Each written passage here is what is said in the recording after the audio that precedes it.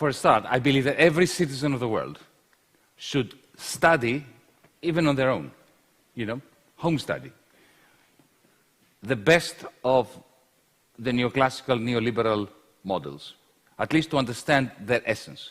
Because, as Voltaire said, I believe, if you really want to be an atheist, you've got to understand the scriptures better than the Pope.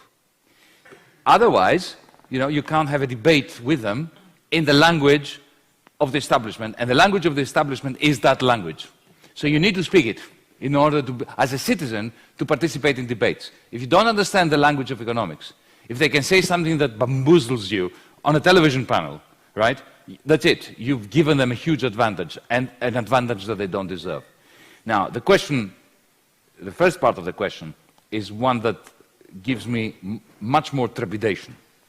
Because, had you asked me 15 years ago, is it worth it sticking into, staying within economics and trying to change it from within, I would have said yes. Because this is what I was trying to do, this is what I was encouraging my students to do, this is what, with Nicholas Theocharakis, we taught together on a PhD program that was set up precisely for that purpose. I would have said yes. Now I'm not so sure. And I'll tell you why I'm not so sure, because I've watched the way in which good people have been destroyed within economics departments. Because if you really want to stay within an economics department, you need to publish. And you need to publish the journals that the profession recognizes, not the ones in which you want to publish, or the ones that want to publish interesting things, like the conversation we're having. This conversation would never be published in any economics journal.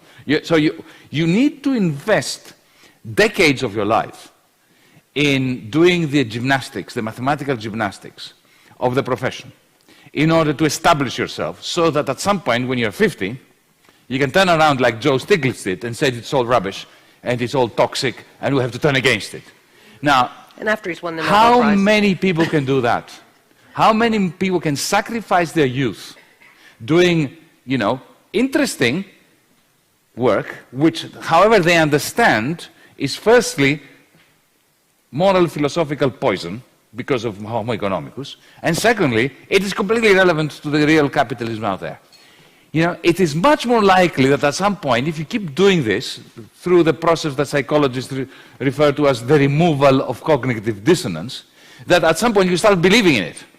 And you will end up like all good mathematical economists who become, in their 80s, social democrats. But then they have to reject everything they've done.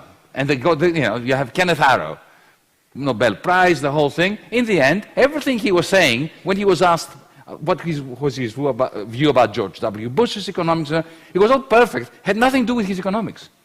So can I, in good conscience, advise young students to do this? I can't. So I want to be even a little more radical. I don't think it's just economics. I think it's all of our disciplines, that they're all reproducing that same kind of problem. I agree that we need to know enough to be able to speak truth to power, and that requires understanding some of the tools. But the silos that we have been placed in by the specialization of disciplines and the kind of credentialism that we have to achieve. Now, I'm not quite in my 80s, but I'm at that point where I can say throw it all away, is really problematic, and it's not a healthy way to learn.